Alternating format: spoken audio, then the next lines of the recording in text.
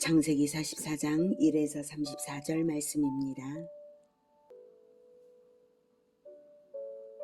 44장. 요셉이 그의 집 청지기에게 명하여 이르되 양식을 각자의 자루에 운반할 수 있을 만큼 채우고 각자의 돈을 그 자루에 넣고 또 내 잔, 곧 은잔을 그 청년의 자루 아귀에 넣고 그 양식값 돈도 함께 넣으라. 하매 그가 요셉의 명령대로 하고 아침이 밝을 때에 사람들과 그들의 나귀들을 보내니라.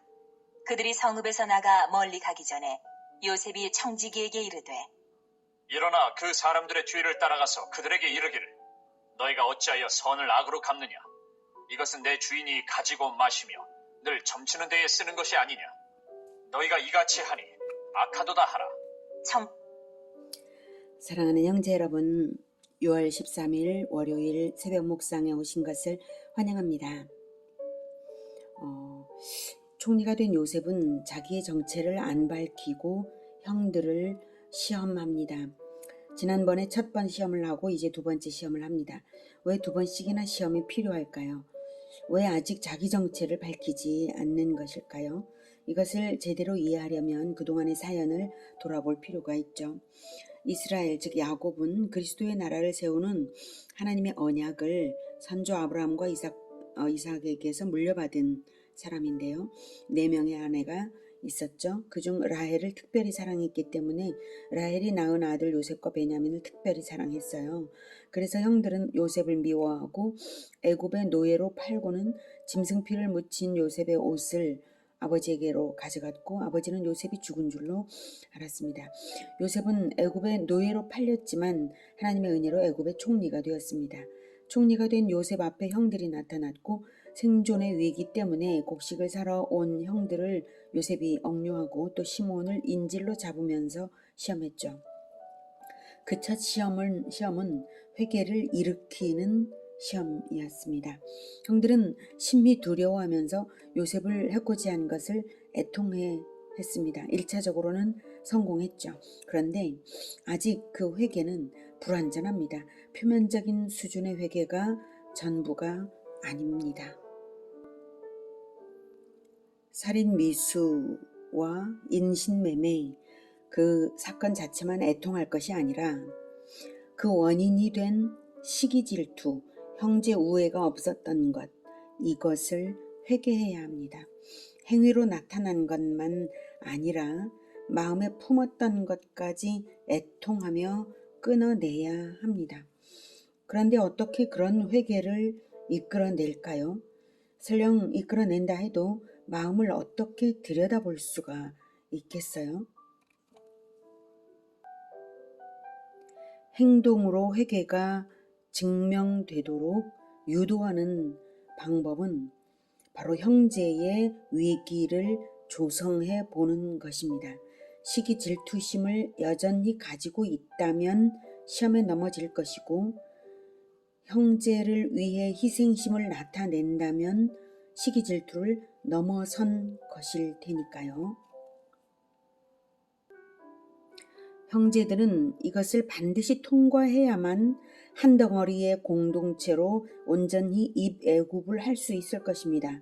요셉은 이스라엘의 입애굽을 위한 사명자이기 때문에 미래를 내다보면서 하나님과 동역해서 형들의 회개를 이끌어내는 시험을 지금 하고 있는 것입니다. 요셉은 형제들과 전날의 잔치를 벌여서 기쁘게 한 상태여서 이제 형들은 마음이 놓였고 긴장이 풀렸어요. 요셉은 자기의 청지기에게 명하여서 형제들 자루에 충분한 곡식과 원래의 돈과 곡식값으로 낸 돈까지 다 넣게 했어요. 그리고 요셉의 은잔을 베냐민의 자루에 더 넣게 했죠. 은잔은 애굽에서는 점을 치는 데에도 쓰는 것이어서 아주 중요하게 취급됩니다. 그런 귀한 것을 베냐민의 자루에 몰래 넣었습니다. 그리고는 아침이 밝을 때에 가나안으로 돌아가라고 형제들을 보냈죠. 보내놓고는 청지기에게 시켜서 뒤를 따라가서 형제들에게 죄를 뒤집어 씌우게 했어요. 형들이 기분 좋게 돌아가는 중인데 요셉의 청지기가 달려와서는 잠깐 멈춰라. 너희가 어찌하여 선을 악으로 갚느냐. 이것은 내 주인 애굽 총리가 가지고 마시며 늘 점치는 데 쓰는 것이 아니냐. 너희가 이같이 하니 악하도다 하며 추궁을 했어요. 형제들이 결백을 증명하느라 이렇게 말합니다. 6절. 시기가 그들에게 따라가서 그대로 말하니 그들이 그에게 대답하되 내 주여, 어찌 이렇게 말씀하시나이까? 당신의 종들이 이런 일은 결단코 아니하나이다. 우리 자루에 있던 돈도 우리가 가나안 땅에서부터 당신에게로 가져왔거늘 우리가 어찌 당신의 주인의 집에서 금을 도둑질하리이까? 당신의 종들 중 누구에게서 발견되든지 그는 죽을 것이요 우리는 내 주의 종들이 되리이다. 그럴 리가 없다고 형들은 서로 확신했기 때문에 지난번에도 혼나봤던 형들이라서 그렇게 서로들 확신해서 이렇게 말을 한 것이죠. 요셉의 청지기가 말합니다. 그가 이르되 그러면 너희의 말과 같이 하리라. 그것이 누구에게서든지 발견되면 그는 내게 종이 될 것이요 너희는 죄가 없으리라. 네, 자 여기서 요셉은 왜 하필 베냐민의 자루에 은잔을 넣었을까요? 베냐민과 요셉은 같은 엄마가 낳은 형제지간이고요. 아버지의 특별한 편애를 받았습니다. 그래서 형들은 시기 질투 때문에 요셉을 노예로 팔았죠. 죽이려고 하다가 노예로 팔았어요. 시기 질투 때문에. 형들이 진정으로 회개를 한다면 베냐민을 구해내려고 할 것입니다. 베냐민은 말하자면 요셉과 동일한 지금 역할을 하고 있는 거예요. 질투심이 남아있다면 위기에 빠진 베냐민을 내버려 둘 것입니다. 베냐민을 구해내는 수준에 도달해야만 합격인 것이죠. 그래야 이스라엘 공동체는 분열되지 않고 하나가 됩니다. 하나가 되어야 입애굽도 하나로 입애굽하고 출애굽도 하나로 출애굽할 수 있을 것을 기대할 수가 있는 것이죠. 만약에 베냐민을 구해내는 수준에 도달하지 못한다면 아무것도 의미가 없는 것입니다. 입애굽을 했어도 입애굽을 할 필요도 없고 그러지 않겠습니까? 아무것도 의미가 없어지죠. 베냐민을 구해내는 수준에 도달해야 합니다.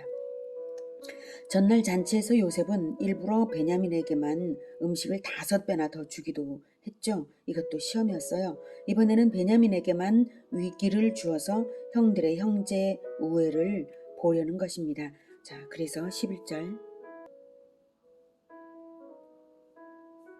그들이 각각 급히 자루를 땅에 내려놓고 자루를 각기 푸니 그가 나이 많은 자에게서부터 시작하여 나이 적은 자에게까지 조사하매 그 잔이 베냐민의 자루에서 발견된지라. 그들이 옷을 찢고 각기 짐을 나귀에 싣고 성으로 돌아가니라.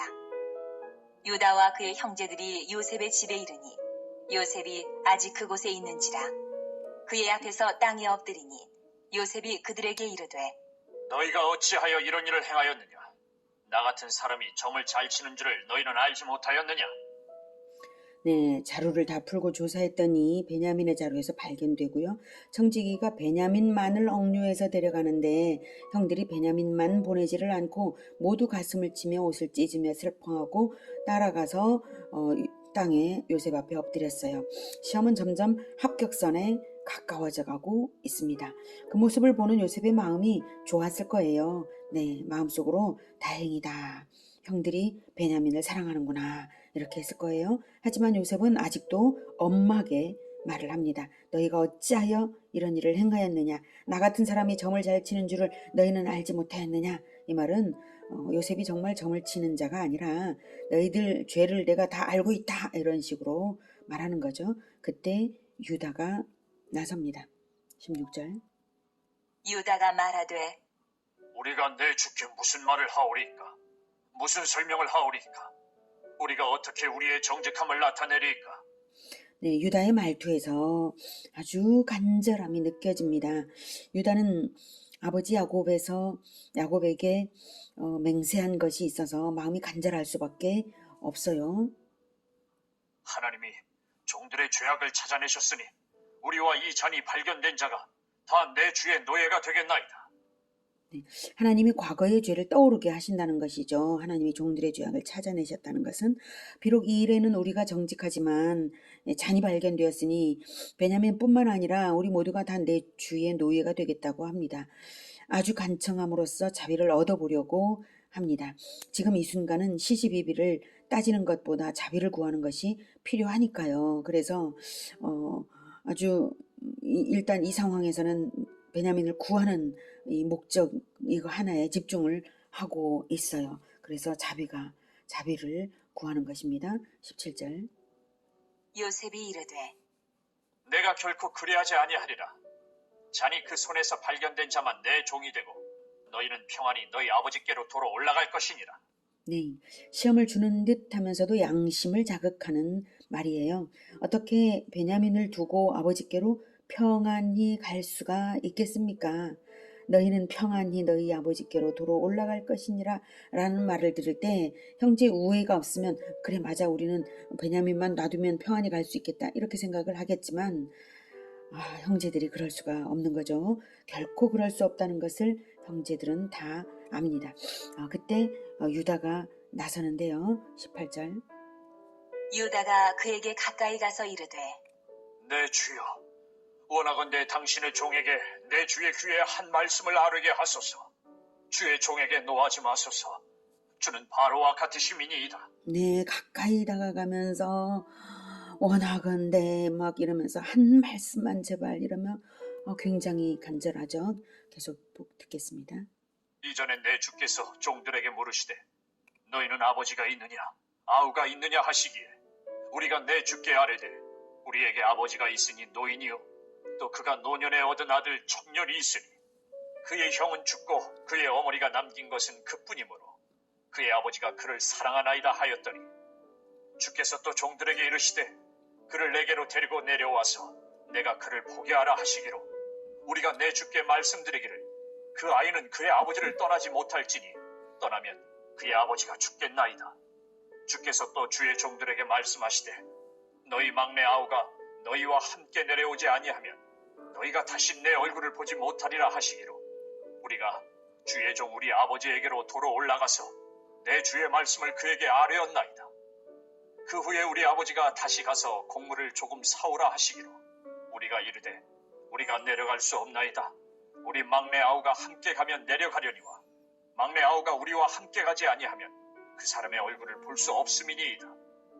주의 종 우리 아버지가 우리에게 이르되 너희도 알거니와 내 아내가 내게 두 아들을 낳았으나 하나는 내게서 나갔으므로 내가 말하기를 틀림없이 찢겨 죽었다 하고 내가 지금까지 그를 보지 못하고는 너희가 이 아이도 내게서 데려가려 하니 만일 재해가 그 몸에 미치면 나의 흰머리를 슬퍼하며 스올로 내려가게 하리라 하니. 네, 유다의 태도와 말투가 정말 간절함이 느껴지고 간곡한 탄원으로 제발 들어달라고 이렇게 애절하게 하고 계속해서 길게 말하는 것은 성경이 이것을 다 기록하는 것은 유다의 애절한 그런 간청의 마음을 전달하고자 한 것입니다. 애절하게 설득하는데 그 설득의 목적이 무엇인지 이게 중요합니다.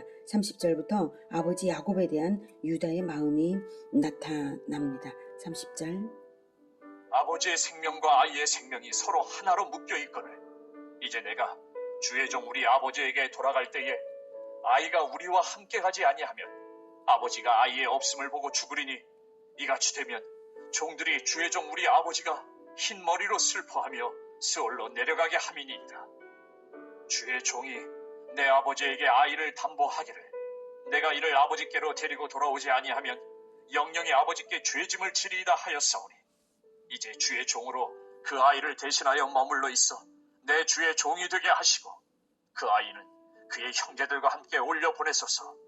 그 아이가 나와 함께 가지 아니하면 내가 어찌 내 아버지에게로 올라갈 수 있으리까. 두렵건대 재해가 내 아버지에게 미침을 보리이다. 네, 유다의 탄원은 베냐민 대신 나를 노예로 받아달라. 아버지를 위하여서 내가 노예가 되겠다. 이것입니다. 유다가 구구절절히 모든 사정을 세세하게 간절히 총리에게 말하는 그 마음이 어떤 마음인가 하는 것을 우리가 느끼는 게 중요합니다. 왜냐하면 유다의 진정성이 아주 짠하게 나타나고 있기 때문인데요. 결코 포기할 수 없다는 결연한 의지를 보이고 있는 것입니다. 대충 애굽의 총리를 설득하거나 달래보려는 정도가 아닙니다. 결코 포기할 수 없다라는 이런 의지가 분명하죠. 말해보고 안 되면 말고가 절대로 아닙니다. 이건 사생결단을 한 것입니다. 죽으면 죽었지 베냐민 두고 가는 것은 안 됩니다. 그것은 우리 아버지를 죽이는 것이나 똑같습니다. 내가 어떻게 아버지를 죽일 수 있단 말입니까? 베냐민을 두고 간다면 난 아버지 아들이 아닙니다. 제발 나를 베냐민 대신 노예 삼아 주십시오. 이것이죠. 네, 어떻게 유다가 이 정도까지 말할 수 있게 되었을까요? 그것은 유다가 아버지 야곱의 마음속에 들어간 것처럼 아버지 마음을 알기 때문입니다. 다른 형제들보다도 유다는 압니다. 마음속에 들어간 것처럼 안다는 것은 사랑하니까 아는 것인데요. 유다는 아버지를 사랑하는 것이 분명합니다. 사랑도 아주 뜨거운 사랑이죠. 그래서 아버지가 했을 행동을 대신하는 것이죠. 아버지가 이 자리에 있다면 아버지 야곱은 총리님의 바짓가랑이라도 붙들고 메어 달려서 아들 베냐민 대신 제발 이 늙은 아비라도 노예 삼아 달라고 분명히 그랬을 테니까. 유다는 자기가 아버지 대신 그렇게 하는 것입니다. 뜨겁게 사랑할 때는 자기가 대신 희생하고 싶어집니다. 사랑하면 대신 죽고 싶어집니다. 유다는 아버지의 마음과 통하고 있었어요. 20여 년 전 요셉이 짐승에게 찢겨 죽었다면서 아버지 야곱이 목 놓아 통곡하던 그때에 그 통곡이 몇 날 며칠이고 계속되고 어느 누구의 위로도 통하지 않던 아버지의 통곡을 유다가 뼈아프게 기억을 했을 거예요. 유다도 아들들의 죽음을 2번이나 겪었잖아요. 그때 아버지 야곱의 고통과 슬픔이 어떤 것인지를 뼈저리게 경험했어요. 유다도 막내 셀라까지 죽을까봐 다말에게 안 주었었죠. 그래서 아버지 야곱이 막내 베냐민까지 잃을까 하며 얼마나 두려운지도 똑같은 경험으로 유다는 알게 되었던 거죠. 유다는 아들들의 죽음을 겪으면서 요셉을 죽이려 했던 죗값도 생각했을 거예요. 아들들의 죽음을 겪은 유다는 죗값을 치르고 싶은 그 마음을 가지게 되었을 것입니다. 동생을 사지에 보내고 아들들까지 죽게 한 죄인인 내가 죗값을 치르고 아버지 아들을 살릴 수 있다면 나는 노예가 되어도 좋고 죽어도 좋다. 이 마음이었을 것입니다. 저는 유다가 아버지 야곱의 마음에서 한 가지를 더 깊이 들여다보고 있었을 것이라고 또 추측을 하는 게 있습니다. 뭔가 하면 아버지 야곱은 장자 르우벤이 아버지의 첫 비라와 동침한 것을 알게 되었을 때에 아무 말도 하지 않고 모른 척했습니다. 야곱은 모른 척 할 수 있는 그 지혜가 있었어요. 여러분, 자기 아들과 자기 아내의 간통 사건이 얼마나 야곱을 고통스럽게 했을지는 상상하기 힘든 일입니다. 그런 엄청난 충격을 내면의 피눈물로 사귀고 한마디도 말하지 않은 야곱이 또 어떤 일에 알면서도 말없이 통곡했을까요?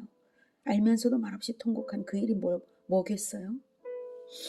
아들들이 요셉을 죽였을 것이라고 야곱은 눈치를 알아챘을 것이라고 저는 생각합니다.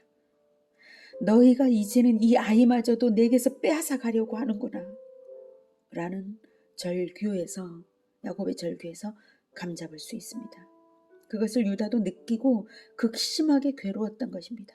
그랬기에 아버지의 말 그대로를 총리님에게 전하면서 제발 이 아이 대신 자기를 노예 삼아 달라고 애걸하는 것입니다.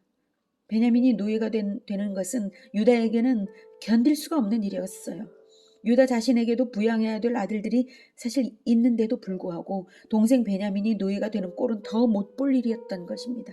유다가 자기를 노예 삼아 달라는 말은 자기 혼자만 희생하는 것이 아니라 자기 아들들의 부양 문제까지도 희생할 각오였던 것입니다. 그리고 유다는 베냐민을 사랑했습니다. 유다의 말에는 베냐민을 마치 아들처럼 이 아이라는 사랑스러운 표현을 많이 씁니다. 막내 베냐민을 보면 자기 아들 같았을 것입니다. 죽은 아들들도 생각이 났겠죠. 자, 이런 것이 바로 십자가를 지는 것입니다.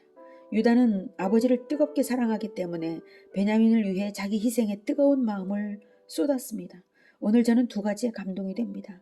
간청함으로 십자가를 지는 유다에게 감동이 되고 하나님의 섭리에 또한 감동이 됩니다. 악한 것을 선으로 갚도록 이끌어 가시면서 마침내 애굽으로 이끌어서 언약을 이루실 하나님의 완전하신 섭리 말입니다. 로마서 8장 28절을 묵상하시면서 야곱 가정에 역사하신 하나님의 선하신 손길처럼 우리 모두의 인생의 굴곡들이 선하게 다스려지고 십자가의 열매로 맺히기를 축복합니다. 로마서 8장 28절 우리가 알거니와 하나님을 사랑하는 자 곧 그의 뜻대로 부르심을 입은 자들에게는 모든 것이 합력하여 선을 이루느니라. 아멘. 기도하겠습니다. 하나님은 참으로 선하신 분이십니다. 악한 자들을 회개로 이끌어내시기 위하여 가장 사랑하는 아들들의 희생을 사용해서라도 악한 자들을 회개케 하시는 하나님, 우리가 그 어떤 고난이 우리에게 닥칠지라도 그것을 기꺼이 감수하면서 십자가를 기꺼이 짐으로써 합력하여 선을 이루는 우리 모두가 되게 도와주시옵소서. 예수님의 이름으로 기도드립니다. 아멘. 이어지는 시간은 개인 기도 시간입니다.